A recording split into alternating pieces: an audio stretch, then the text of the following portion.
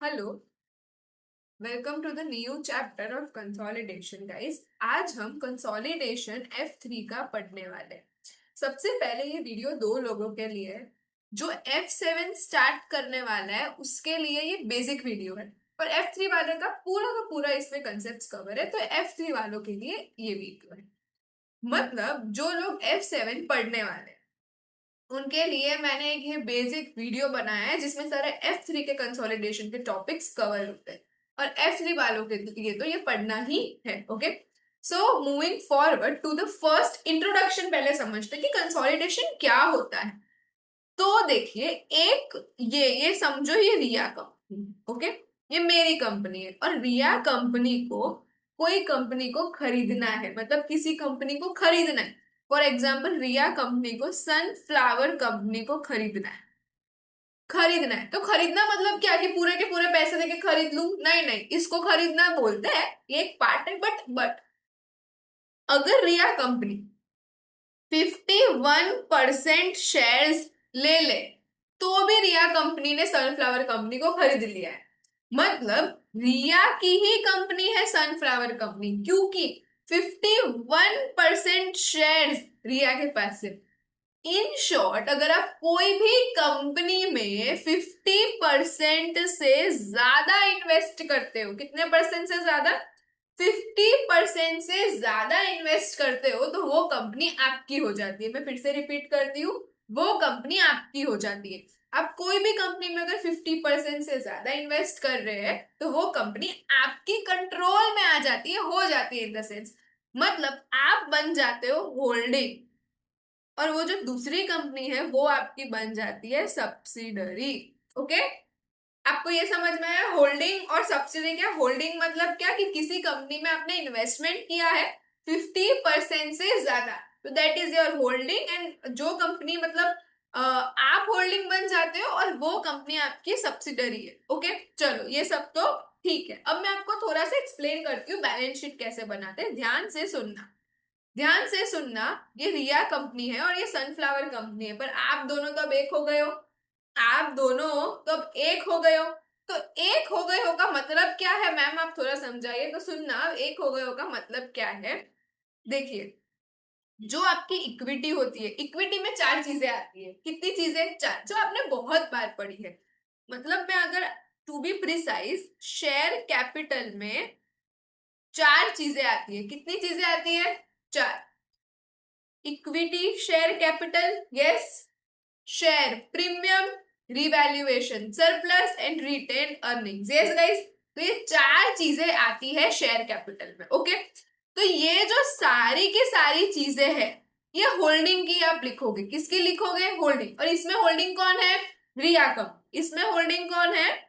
रिया company. अब हम जैसे कि लायबिलिटी की बात करते हैं, तो लायबिलिटी में टू टाइप्स ऑफ लायबिलिटी कौन कौन सी? Current and non current, yes. Current liability and non current liability.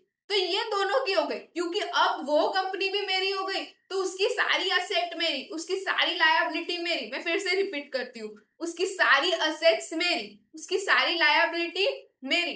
पर इक्विटी का जो पार्ट है वो सिर्फ और सिर्फ होल्डिंग का ही आएगा। ओके, इक्विटी का जो पार्ट है वो सिर्फ होल्डिंग का ही आएगा। मतलब नॉन करंट लायबिलिटी में holding plus subsidiary, current liability में होल्डिंग प्लस सब्सिडरी, और असेट्स में भी holding plus subsidiary. But equity में सिर्फ क्या? होल्डिंग। याद रहेगा आप लोगों को? ठीक है, मैं फिर से रिपीट करती हूँ। इक्विटी में क्या? सिर्फ होल्डिंग।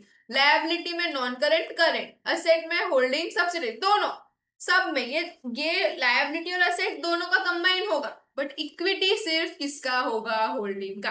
आई होप सो आपको पहला कंसेप्ट ये चैप्टर का समझ में आया। ओके, आई होप सो आपको फर्स्ट टॉपिक अच्छे से समझ में आया। अब हम दूसरे टॉपिक में मूव करते हैं फ्रेंड्स। दूसरा टॉपिक क्या होता है? कभी भी आप कंसोलिडेशन बनाते हैं तो 5 स्टेप्स होते हैं। कितने स्टेप्स होते हैं? 5 स्टेप्स होते हैं। सबसे पहला स्टेप है होल्डिंग और सब्सिडरी। कौन सा स्टेप है? मतलब होल्डिंग और सब्सिडरी। मतलब मैम, मतलब ये कि रिया कंपनी ने दूसरी कंपनी को 80% लिया है, तो रिया की कंपनी का कितना? 80%। कितना? और सब्सिडरी कंपनी का कितना कितना गया? 20%। तो 80% और 20%। ओके, तो ये बोलते हैं ग्रुप परसेंटेज डिवाइड कर दो कि रिया ने कितना है, सब्सिडरी का कितना है, रिया का कितना है। ठीक है, स्टेप नंबर 2 होता है फ्रेंड्स, इसको मैं स्टेप नंबर 1 का अगर हेडिंग दूं तो इसको हम बोलते हैं ग्रुप स्ट्रक्चर। क्या बोलते हैं? Group structure. Step number 1 group structure. Step number 2 का मतलब होता है नेट असेट ऑफ सब्सिडरी। क्या होता है? Net asset of subsidiary. मैं फिर से रिपीट करती हूँ, स्टेप नंबर 2 का मतलब होता है नेट असेट ऑफ सब्सिडरी। अब ये समझते हैं हम, मैम इसमें क्या होगा? तो सबसे पहले डेट ऑफ एक्विजिशन। चलिए हम थोड़ी टर्मिनोलॉजी समझते हैं, फिर मैं ये लिखूंगी। ठीक है, डेट ऑफ एक्विजिशन क्या समझा है मैंने आपको अभी? Date of acquisition. अब डेट ऑफ एक्विजिशन का क्या मतलब है हम ये समझते हैं। फॉर एग्जाम्पल ये है 1 जनवरी 2002। ओके, तो ये जो होती है, और इस दिन रिया कंपनी ने सनफ्लावर कंपनी को खरीद लिया। क्या हुआ इस दिन? रिया कंपनी ने सनफ्लावर कंपनी को खरीद लिया। तो ये जो खरीदा है ना, जिस डेट को खरीद लिया आपने, क्या बोला मैंने? किस डेट को आपने खरीद लिया, उसको हम क्या बोलते हैं? Date of acquisition. क्या बोलते हैं उसको हम लोग? Date of. तो डेट ऑफ एक्विजिशन मतलब आपने दूसरी कंपनी को कब खरीदा, उसको हम बोलते हैं डेट ऑफ एक्विजिशन। अब आता है डेट ऑफ रिपोर्टिंग। क्या आता है? Date of reporting. Date of reporting का मतलब है आपकी बैलेंस शीट कब बन रही है। क्या? आपकी बैलेंस शीट कब बन रही है? जैसे कि 31 दिसंबर को आपकी बैलेंस शीट बन सकती है, आपकी बैलेंस शीट 31 मार्च को बन सकती है। ओके, तो मतलब आपकी बैलेंस शीट कब बन रही है, वो डेट को हम क्या बोलते हैं? Date of reporting. Next is post profit. क्या बोल रही हूं मैं? Post profit. फाइंड आपको पोस्ट प्रॉफिट ही करना है। मतलब क्या है? शेयर। अब इसमें क्या क्या चीजें आती है वो ध्यान से समझना। ठीक है, शेयर कैपिटल। फ्रेंड्स थोड़ा सा पे अटेंशन, मैंने आपको पहले ही बोल दिया है कि सब्सिडरी की बातें हो रही है यहाँ पे। किसकी बातें हो रही है यहाँ पे? सब्सिडरी की बातें हो रही है। तो सब्सिडरी की चीजें आएगी, सब्सिडरी का शेयर कैपिटल आएगा, सब्सिडरी का शेयर प्रीमियम आएगा, सब्सिडरी का रिटेन्ड अर्निंग्स आएगा, एंड सब्सिडरी का रिवैल्यूएशन सरप्लस आएगा। हमेशा याद रखना, इक्विटी में 4 चीजें होती है: share capital, share premium, retained earning, revaluation, surplus. Done? कोई डाउट यहाँ पे? अच्छा, फॉर एग्जाम्पल ये सब कुछ कैलकुलेट करके मेरा आया 10,000। कितना आया? और ये सब कैलकुलेट करके मेरा आया 8,000। कितना आया? 8,000। तो पोस्ट प्रॉफिट का मतलब होता है डेट ऑफ रिपोर्टिंग। क्या होता है? Date of reporting minus date of acquisition. Date of reporting का जो टोटल है, डेट ऑफ एक्विजिशन का जो टोटल है, उसको माइनस करना है। मतलब 2,000 आया। यस, 2,000। अब ये 2,000 को क्या करना है मैम? तो समझाती हूँ। ये 2,000 को 2 पार्ट में डिवाइड करना है। प्रॉफिट है, प्रॉफिट को बांट दोगे, होल्डिंग का जितना है वो होल्डिंग को दे दोगे, सब्सिडरी का जितना है वो सब्सिडरी को दे दोगे। होल्डिंग का 80% है और सब्सिडरी का सिर्फ 20% है। तो ये 400 और ये 1,600 बट जाएगा। क्या हो जाएगा? अब कहाँ बटता है वो मैं 5 मिनट में समझाती हूँ। ठीक है, कहाँ कहाँ बट रहा है वो मैं 5 मिनट में समझाती हूँ, पर इतना समझ में आया आप लोगों को guys? Done? Okay, now step number 3। क्या? Step number 3 is your goodwill. क्या है? गुडविल। क्या होगा? गुडविल। तो step number 3 is your goodwill. Okay, अब क्या होगा स्टेप नंबर 3 में? आपने इन्वेस्टमेंट किया होगा, आपने पैसे लगाए होंगे, तो कॉस्ट ऑफ इन्वेस्टमेंट आपको क्या सनफ्लावर कंपनी, रिया कंपनी को ऐसे ही मिल जाएगी? नहीं नहीं नहीं, रिया कंपनी को पैसे उनको देने पड़ेंगे, फिर वो उनके शेयर्स देंगे। तो cost of investment plus non controlling interest. तो मैम नॉन कंट्रोलिंग इंटरेस्ट का मतलब बताइए। अब आप देखिए फ्रेंड्स, 2 तरह के इंटरेस्ट, एक होते हैं कंट्रोलिंग, एक होते हैं नॉन कंट्रोलिंग। आप मुझे लॉजिकली बताइए, आपने कितना परसेंट लिया है होल्डिंग कंपनी का? 80% लिया है। मतलब जो ये 20% है वो मेरे कंट्रोल में है, उसको बोलते हैं हम नॉन कंट्रोलिंग इंटरेस्ट। क्या बोलते हैं उसको हम? Non controlling interest. Okay, then minus fair value at date of acquisition. Fair value at date of acquisition का मतलब बताइए। इसका मतलब फ्रेंड्स ये होता है, दिख रहा है आपको 8,000। तो ये जो fair value at date of acquisition है विच इज योर 8,000। ओके, कोई डाउट है आप लोगों को? डन। तो ये आ गया आपका गुडविल का। ओके गाइज, याद रखना डेट ऑफ एक्विजिशन का फेयर वैल्यू माइनस होगा cost of investment plus NCI minus fair value the date of acquisition. Okay, I hope so आपको ये समझ में आया। Now moving to next part which is step number 4। क्या पढ़ रहे हैं हम? Step number 4 is non controlling interest. क्या है step number 4? Non controlling interest. तो मैम नॉन कंट्रोलिंग इंटरेस्ट में आपने अभी तो बोला, देखो नॉन कंट्रोलिंग इंटरेस्ट का मतलब होता है ओपनिंग एनसीआई दिया होगा, या तो क्वेश्चन में दिया ही होगा ये ओपनिंग एनसीआई। क्या फाइंड करना पड़ेगा वो बाद में सिखाती हूँ फाइंड कैसे करते हैं, अभी मुझे वो नहीं सिखाना है फाइंड कैसे करते हैं, अभी समझो कि क्वेश्चन में दिया है। Plus post profit. Post profit कहाँ पे पढ़ा था आपने? मैम हमने पोस्ट प्रॉफिट स्टेप नंबर 2 में पढ़ा था। यस फ्रेंड्स, तो स्टेप नंबर 2 में जो ये 400 है, 400 20% ऑफ सब्सिडरी, वो मैं यहाँ पे प्लस कर दूंगी। आ रहा है समझ में? कोई doubt? No. Now coming to next part, step number 5 which is retained earnings. क्या है इसका मतलब? Retained earnings. तो रिटेन्ड अर्निंग्स का मतलब समझाइए। रिटेन्ड अर्निंग्स हमेशा होल्डिंग का होगा, याद रखना। स्टेप नंबर 5 हमेशा होल्डिंग का होगा। चारों के चारों स्टेप आपने सब्सिडरी के फाइंड किए, पर step number 5 will be of holding. तो होल्डिंग का retained earning plus post profit, again फिर से वही बात हो गई कि भाई हमने स्टेप नंबर 2 में ये फाइंड किया था, 1600 फाइंड किया था हमने। तो जो ये 1600 है, तो जो ये 1600 है वो यहाँ पे प्लस हो जाएगा। मतलब आपने अभी तक क्या सीखा? आपने ये सीखा स्टेप नंबर 1 2 3 4 एंड 5। अब इसी के थ्रू मैं आपको एक सम करवा रही हूँ। ओके, तो let's do the sum guys. सबसे पहला क्वेश्चन है, देखिए ये क्वेश्चन टप्लान की किट का है जो हमने यहाँ पे लिया है। देखिए आप ये इग्नोर करो कि गुडविल फाइंड करना है, हम पूरा का पूरा बैलेंस शीट ही फाइंड करने वाले हैं। ओके, हम पूरा का पूरा बैलेंस शीट बनाने वाले हैं, पूरे के पूरे 5 स्टेप्स बनाएंगे और उसके बाद में बैलेंस शीट भी बनाएंगे। लिखा क्या है यहाँ पर?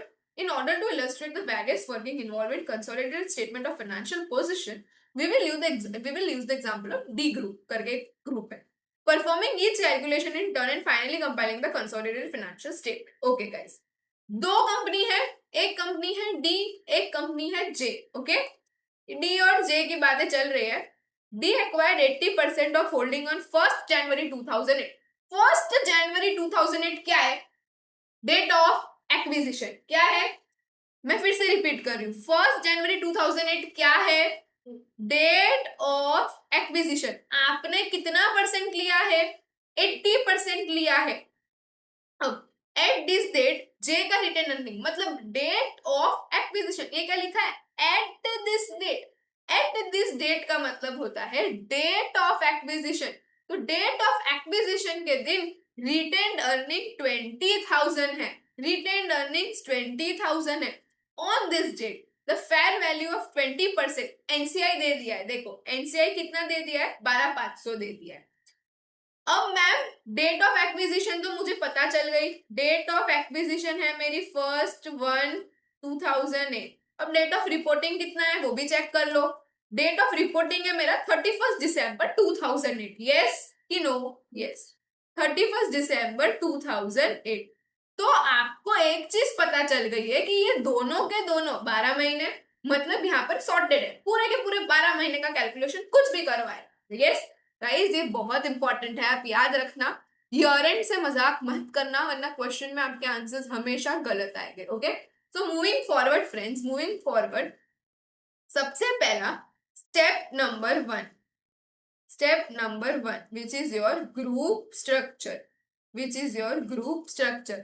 होल्डिंग सब्सिडरी, कितना है होल्डिंग? 80%। कितना है सब्सिडरी? 20%। अब next step number 2, step number 2 है मेरा नेट असेट ऑफ सब्सिडरी, मतलब date of acquisition, date of reporting और पोस्ट। ओके, अब इधर क्या क्या चीजें आएगी मैंने आपको सिखाया है। शेयर कैपिटल आएगा यहाँ पे, यस। शेयर प्रीमियम आएगा, यस। रिटेन्ड अर्निंग्स आता है, होगा तो रिवैल्यूएशन सरप्लस आएगा, वेरी सिंपल। सबसे पहले और उसके भी पहले ध्यान रखना कि ये सब्सिडरी है, यहाँ पर आपको सब्सिडरी की बातें करनी। तो सब्सिडरी कौन है? जे है, जे सब्सिडरी है। तो जे कंपनी का शेयर कैपिटल कितना है? 20,000। ये जो देखो फ्रेंड्स, एक चीज समझो, कभी भी जो कुछ भी बैलेंस शीट के अंदर दिया होता है ना, वो डेट ऑफ रिपोर्टिंग होता है। क्या होता है वो? डेट ऑफ, याद रखना, कभी भी कुछ भी बैलेंस शीट के अंदर दिया होगा वो डेट ऑफ रिपोर्टिंग होगा, ठीक है। तो ये डेट ऑफ रिपोर्टिंग है, कितना? 20,000, 10,000, मतलब शेयर कैपिटल इज 20,000, तो मैं शेयर कैपिटल में लिख देती हूँ 20,000 date of reporting. Share cap premium में 10,000 और रिटेन अर्निंग कितनी है? 25,000, ठीक है। कुछ भी चीज बैलेंस शीट के अंदर दी गई होती है तो उसको हम डेट ऑफ रिपोर्टिंग बोलते हैं। अब हम आते हैं डेट ऑफ एक्विजिशन पे कि एक्विजिशन क्या हुआ। शेयर कैपिटल में चेंजेस कभी नहीं होते, तो इट इज 20,000, हमेशा सेम ही रहेगा।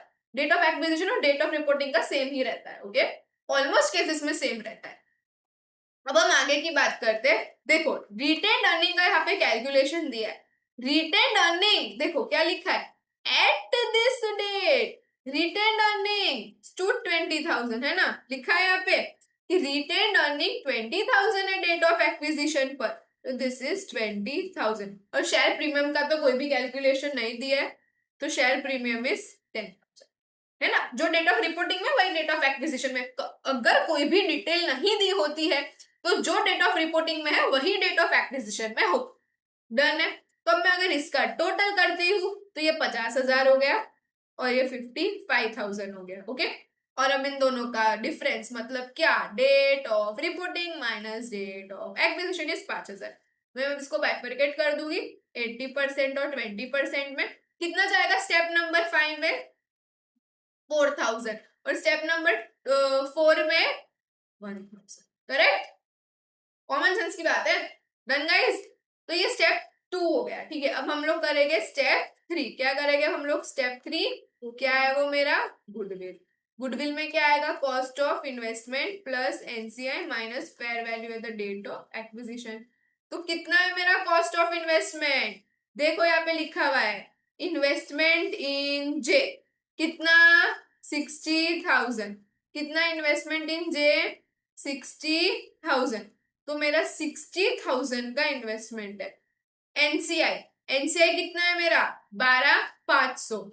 12,500 मेरा एनसीआई है। और फेयर वैल्यू कितना है मेरा at the date of acquisition? ये कितना है मेरा? 50,000। तो 50,000 मेरा गुडविल है। तो कितना होगा? 60,000 plus 12,500 minus 50,000 which is 22,500। Done. Step number 3 भी खत्म हो गया। अब हम करेंगे step number 4 which is NCI. आप कैसे भी लिख सकते हो, मेरे को स्पेस मिल रही है तो मैं लिख रही हूँ, ठीक है। तो opening NCI plus post profit, yes और नो? ओपनिंग एनसीआई कितना है? ये रहा, दिया हुआ है क्वेश्चन में 12,500। और पोस्ट प्रॉफिट कितना है मेरा? 1,000। Yes guys. तो 12,500 प्लस 1,000 कितना हुआ? 13,500, राइट, राइट। अब नेक्स्ट स्टेप नंबर 5 क्या होगा? स्टेप नंबर 5 मेरा रिटेन्ड अर्निंग्स। किसका? किसका? होल्डिंग का, हमेशा याद रखना, होल्डिंग का। ओपनिंग प्लस पोस्ट, तो पोस्ट तो मेरा 4,000 है। और अब इधर आओ, क्वेश्चन में आओ, देखो मेरा ये रिटेन अर्निंग कितना है होल्डिंग का? 70,000।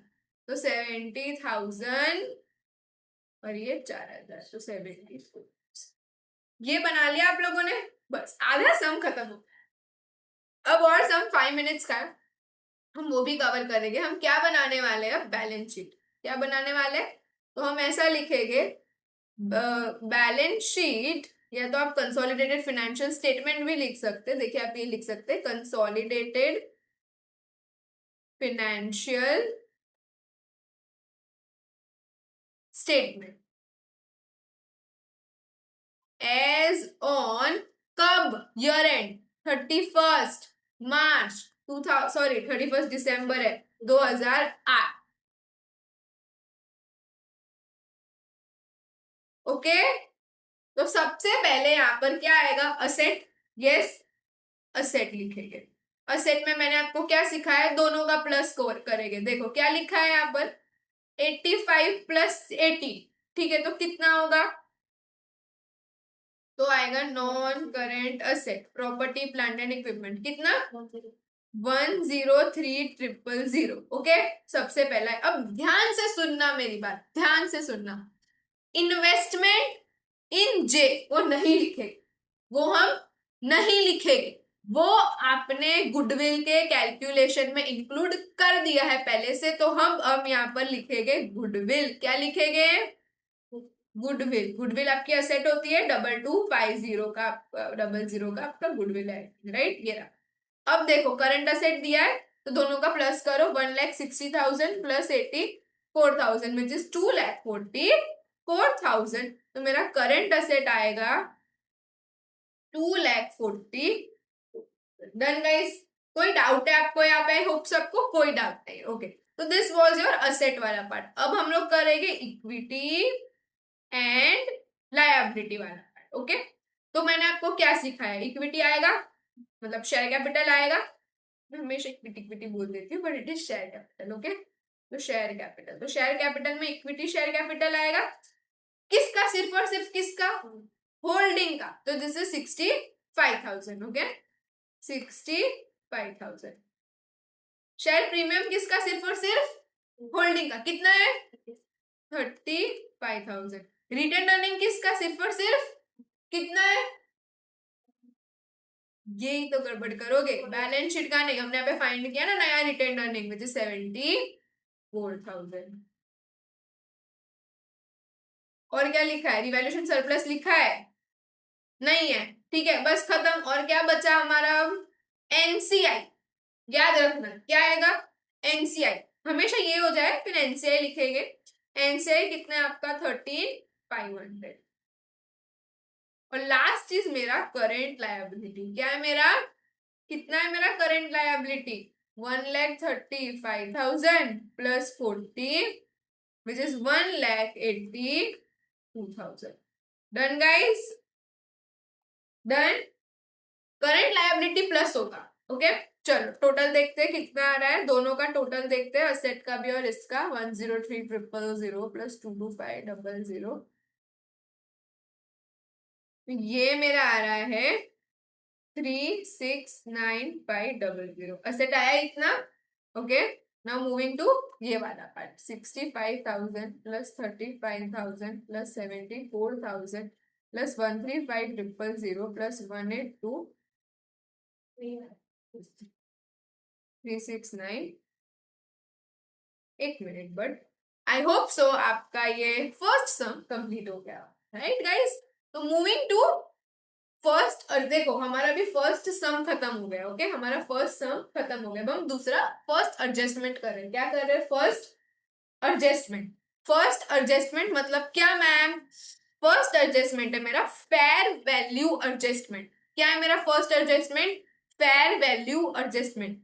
मतलब अगर मेरी पहले प्रॉपर्टी प्लांट एंड इक्विपमेंट 5,000 है, कितनी है 5,000, और अब वो इंक्रीज हो गई है 7,000, वो क्या हो गई है, कितने से इंक्रीज हो गई, 2,000 से इंक्रीज हो गई, कितने से इंक्रीज हो गई, तो ये जो 2,000 की एंट्री है, क्या, ये जो 2,000 जो इंक्रीज हुआ है वो कहाँ पे इफेक्ट होगा, समझ में आया, समझ में आया, वो कहाँ पे इफेक्ट होगा, तो इफेक्ट होगा आपका 2,000। ये आपने देखा है, date of acquisition, date of reporting और पोस्ट, है ना, कौन सा स्टेप है ये, सेकेंड।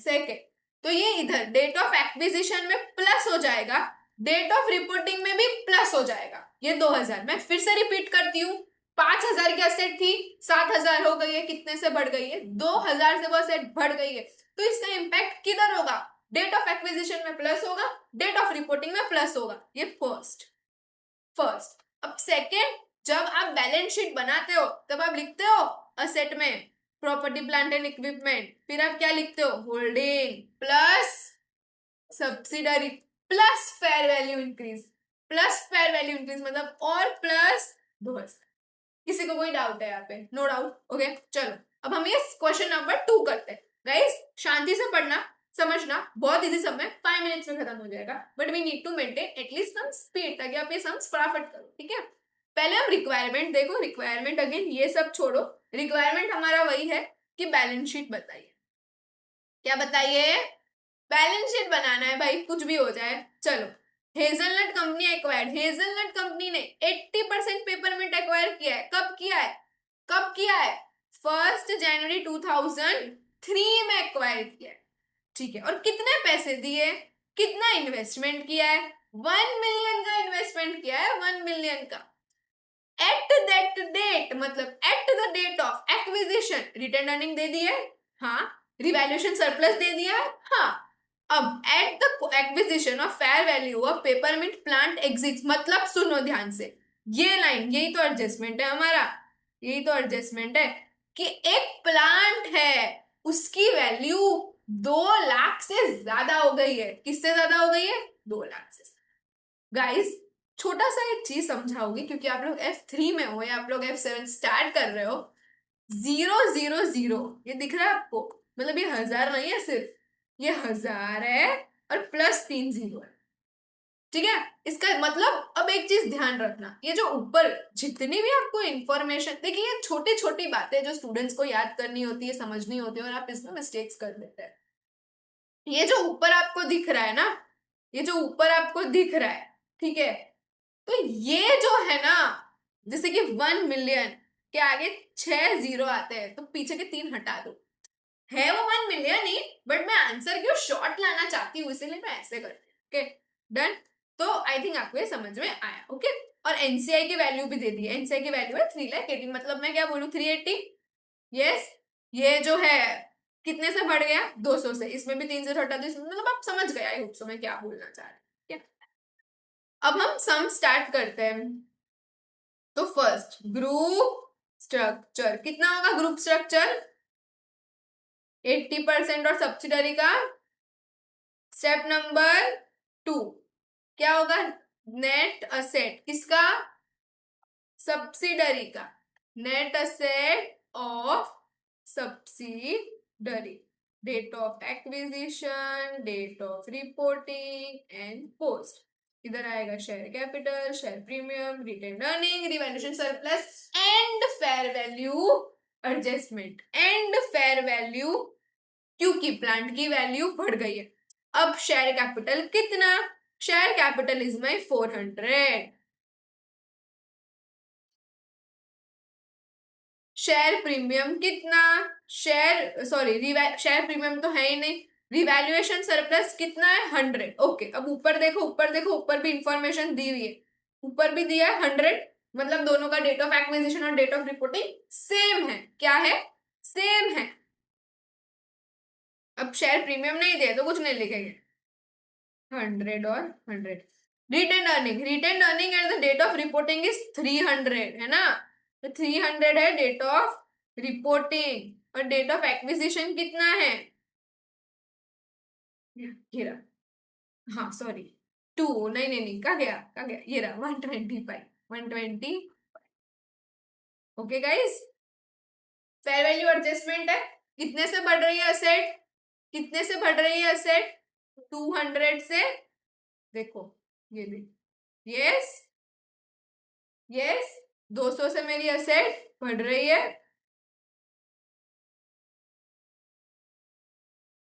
ये हो गया मेरा, ठीक है। चलो करो, 400 plus 125 plus 100 plus 200 which is 825। 400 plus 300 plus 100 plus 200 which is 1000। कितने का रहा है पोस्ट प्रॉफिट? 175। बाइफरकेट करेंगे, कितने कितने पे बाइफरकेट करेंगे? 80% इज 140, स्टेप नंबर 5 में जाएगा, और माइनस करेंगे विच इज 35, स्टेप नंबर 4 में जाएगा। कूल गाइस, अब सो समझ में आया। Now step number 3 is your goodwill, cost of investment plus NCI minus, क्या है मेरा cost of investment friends? 1000। NCI कितना है मेरा? कॉस्ट ऑफ इन्वेस्टमेंट तो हमने देखा था राइट, 1 मिलियन है, मतलब कैश कंसिडरेशन है, तो 1 मिलियन का मेरा ये कॉस्ट ऑफ इन्वेस्टमेंट है। अब मेरा एनसीआई कितना है? मेरा एनसीआई इज 380, और मेरा fair value at the date of acquisition is 825। Done. तो 1000 plus 380 minus 825, which is 555. This is your step number 3. Step number 4 is NCI. Opening NCI plus post profit, right? Opening NCI कितनी है मेरी? 38। मेरा post profit कितना है? तो 380 plus 35 which is 415. Done. And last is my step number 5, which is retained earnings. Opening plus post, opening कितना है मेरा? चेक करो चेक करो चेक करो, 1400, राइट? 1400 प्लस कितना? 140, राइट गाइस? राइट? तो 1400 plus 140 which is 150। I hope सो ये चीज क्लियर हो गई होगी आपको। अब हम बनाते हैं हमारा last part which is balance sheet. Yes, consolidation financial statement as on year end क्या है मेरा? 31 दिसंबर 2004, राइट? सबसे पहले क्या लिखेंगे? वेरी गुड, हम असेट लिखते हैं सबसे पहले। असेट में क्या क्या आएगा? असेट में क्या क्या आएगा? इन्वेस्टमेंट आएगा, इन्वेस्टमेंट आएगा,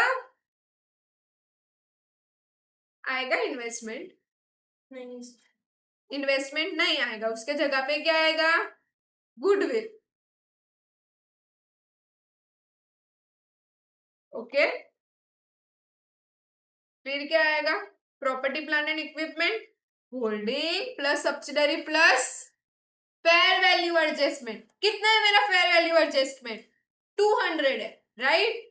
तो 5500 plus 1500 plus 200 which is 7200, right guys? अब करंट असेट की बारी आ गई है। करंट असेट में क्या क्या है? इन्वेंट्री है, रिसीवेबल्स और बैंक है।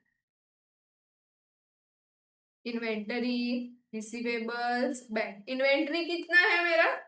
इन्वेंट्रीज मेरा 550 प्लस 100 विच इज 650। मेरा रिसीवेबल्स कितना है? 600, और मेरा बैंक कितना है? 250। टोटल मारो कितना आ रहा है?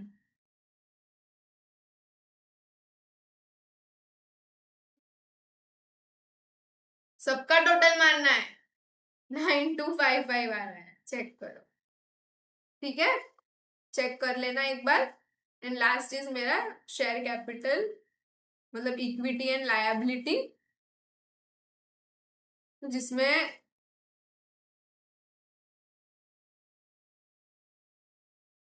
जिसमें मेरा जो इक्विटी शेयर कैपिटल है वो सिर्फ और सिर्फ किसका?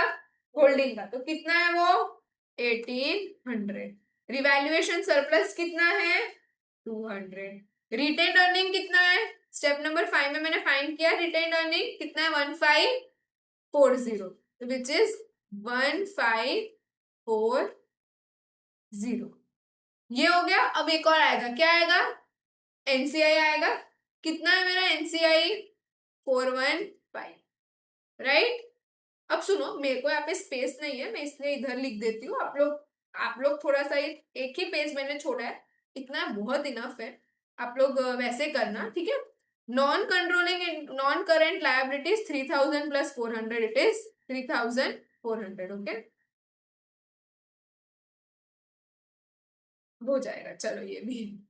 And current liability is 1250 plus 650 which is 1900. Okay guys, तो चलिए सबका टोटल करेंगे. 1800 plus 200 plus 1540 plus 415 plus 3400 which is 9255. ये आपका दूसरा सम खत्म होता है. ये लेक्चर में हम सिर्फ इतना ही करेंगे. नेक्स्ट लेक्चर में हम इसके आगे के एडजस्टमेंट स्टार्ट करेंगे. पहले इतना कंप्लीट कर देना, फिर ही आगे मूव करना, वरना आपको आगे का कुछ समझ में नहीं आएगा. Thank you for watching guys.